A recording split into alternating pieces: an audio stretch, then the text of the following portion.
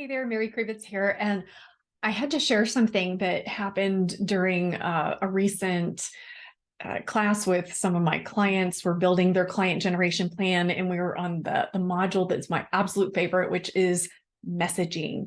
How do you quickly explain the value of what you do in order to speed up the process by which people decide to become clients? So anyway, we're spitballing and everyone's trying out their introductions, which is our starting place for messaging, that answer to the question, what do you do? I think it's a great place to start with messaging.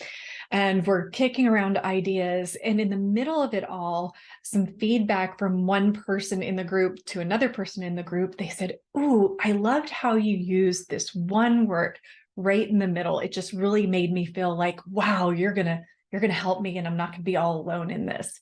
So let me preface this all with saying, before I give you the word, that I have been doing this kind of messaging for a long time. And the last time I made a significant shift to my formula to it was about 7 years ago. So this is, in my mind, it's that next little adjustment that adds a lot of punch, a lot of impact to the introduction. So the way the introduction formula goes is, I'm hired by so-and-so, like people who are feeling a certain way about their problem.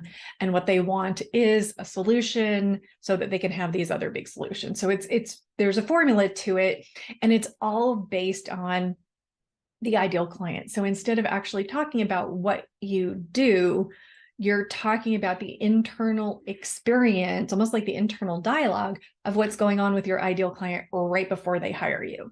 So unlike other approaches where it's storytelling or it's to tell all about your background, my approach to the introduction messaging as a whole is to quickly determine if your ideal client is standing in front of you.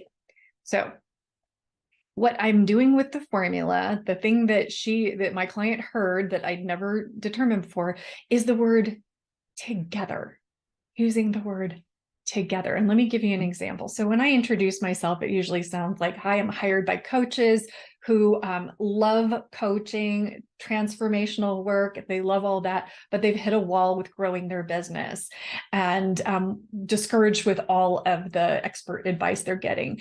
And what they want is a clear-cut plan to build their business without working nights and weekends." It's solid. If that's you, you know it, pretty straightforward. Here's the tweak. So I'm hired by coaches who love the transformational work they do, but have hit a wall in the growth of their business and are overwhelmed with all the expert advice. Together, we create a clear-cut plan to grow their business without working nights and weekends.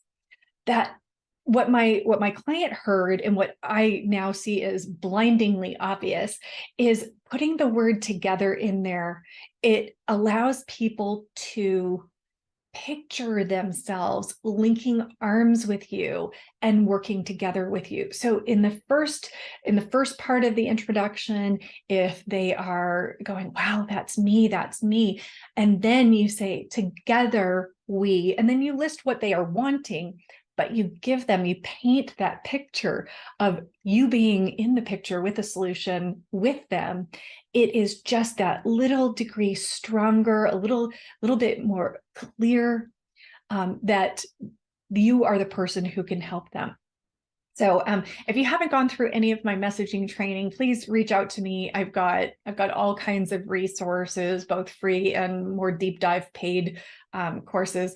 But if you've done any of my coursework, try this out. Drop that word together into the middle of it.